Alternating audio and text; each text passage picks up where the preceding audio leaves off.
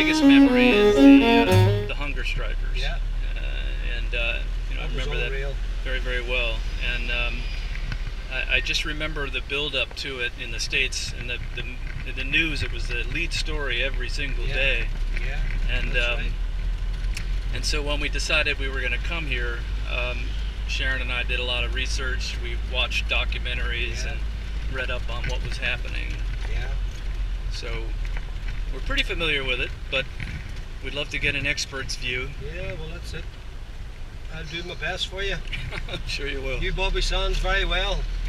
Between 67 and 69. I'll tell you a few stories about him whenever we come to him. So, this is the Shankill Road here in Sharon. So this is where, on the 12th of July, almost between 110 and 120,000 Orange men marched down this here road to celebrate King William defeating King James at the Battle of the Boyne in 1690. So I'm going to take you around now and let you see King William. King William started a lot of trouble here, left a lot of trouble behind. This is called the Ulster flag. So you're in the province of Ulster. There's 4 provinces in the whole of Ireland: Ulster, Munster, Leinster and Connacht. And this is Ulster. This one? The red. This one here? Yep, that's the red-handed Ulster flag. Oh, I see it. Okay.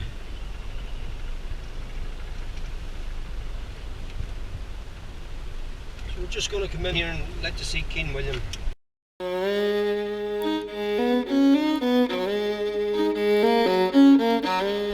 this guy, another guy called Johnny Adair, murdered at least 60 Catholics. Easily 60 Catholics. So they were never ever caught for it, but they admitted what they done. So this guy was never killed with a gun or with a sword. He was killed in a motorbike accident. But he was only 30 years of age. So this guy would have went out, Sharon, gunned down Catholics, all in the day's work. Would have been home, had his supper in the home, in the house, went to bed, and never thought anything about it. So that was all in the day's work to them. Yeah. Well, everybody's out now. From Yeah. 1998. If you done murders in 1997, Sharon, and the Good Friday Agreement came here in 98, everybody's out. And you know Bill Clinton and Hillary Clinton spent a lot of time here, and Senator Mitchell. Yes. So they got us the agreement. And another guy called Father Alec Reid, he was a great peacemaker, you know. And you'll see a mural of him on the other side. You gotta watch this gunman.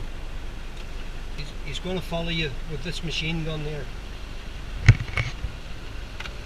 Right up the top. So you watch this one. And there's it there on the bottom right hand side. Ulster Defence Association, formed in 1970. Wow, that's amazing. Yeah, you see that? That is amazing.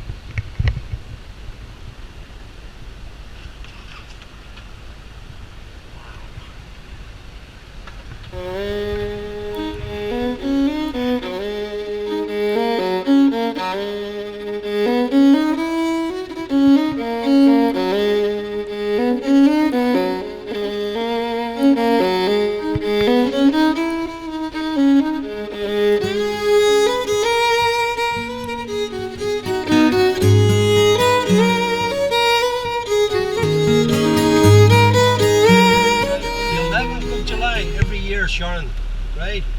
So the Protestants all around the north of Ireland have these large bonfires, and these bonfires are about 120 feet high, be about 80 feet wide. So what the Protestants do, and these bonfires get lit at 12 o'clock on the 11th of July, because you're into the 12th of July. So they make a statue of the Pope, they put him in the top of the bonfire, they put the Irish tricolour on the top as well, and they burn it all down. And that's to aggravate the Catholics. You see the tar block? That's Nevis Flats. I see. That's the only remaining part. So the Catholics can see the bonfire, and there's about 3,000 Protestants would dance around here to celebrate King William defeating King James, and to sing all the anti-Catholic songs. Protestants are killing Protestants. So 30 Protestants have been killed by Protestants, and it's all to do. It's nothing to do with religion here on this side. It's to do with money, power and drugs and money. You know. So you will see this area, the Protestant area, very badly run down. And you will see a lot of people walking about. Everybody's aware, everybody's watching, watching what's going on. Because if a Catholic or a Protestant is killed by each other, well then the trouble all starts all over again. Yeah. So these people all have their weapons, and they're still recruiting young boys in the IRA, the UDA and the UVF from 14 years of age. So in all these areas, Sharon, this is the way it is. They're active, still very active, Still train young men, but the top paramilitary leaders are trying to work with the government to keep the trouble down, So this road that we're going to travel up here, this is the road where probably between 1,500 people lost their lives. Men, women and children, police officers, British soldiers, even firemen lost their lives here. This is the Falls Road? On the other side. On the other side. So we're going to travel right up here and then we're going to cross over.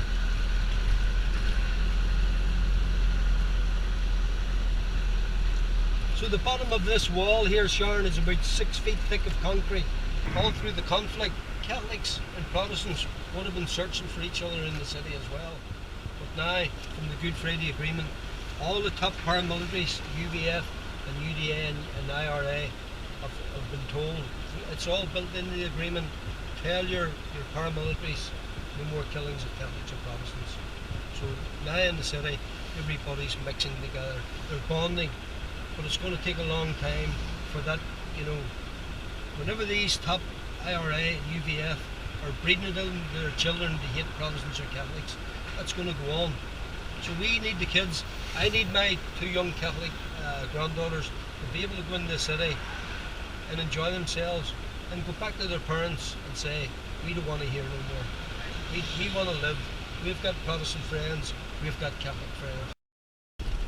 The IRA, or like the UVF, they've got their own bars, so they make a lot of money through pubs, they make a lot of money through social clubs, different things. They send guys out onto the streets, robbing people's doors, collecting money for the UVF or the IRA. And in these areas you just can't refuse, Sharon. Me being a Protestant, believe it or not, I feel safer on this side of the line than what I do on the other. What's that? You can see the big difference. Mm. Look at the area. The area is cleaner, it's tidier. Why is that? Well, because you've only one IRA. Over the other side you've the UDA and you've the UVF. So the people's terrified because they're governed by 2 paramilitaries. That's the way I see it. So there's the apartment block there, there's the Divis flats. So that's where Jean McConville lived in there. Yep. That was sad, wasn't it? Oh. Really, wasn't it? Yeah, we've watched a couple of documentaries about it. Yeah. And the British had a helipad up the top there? Yep, did indeed. That was a whole army base there, yeah. That was an IRA funeral just over here. So as the funeral was going on here, this top UVF commander parked his car at the back of the graveyard, strapped a leather belt to him, filled it full of hand grenades and 2 handguns, and came into the graveyard and killed 3 Catholics while the funeral was going on. Because he was a top UVF commander, hated the Catholics. So as I say, this was an IRA funeral. So you can see the people all running for their lives here. See that? Yeah. Yeah. And they call this top UVF commander a guy called Michael Stone. He was a nutcase, just hated the Catholics. And the mural beside it, you can see the British troops on the streets of Belfast, and you can see them. They've actually stopped the car, but they put 3 guys up against the wall there, and you can see them searching the guys. So it didn't matter who it was, whether you were in a car, a taxi, or whatever, but they stopped you, put you out of your vehicle, and searched the whole car or whatever, looking for weapons and explosives.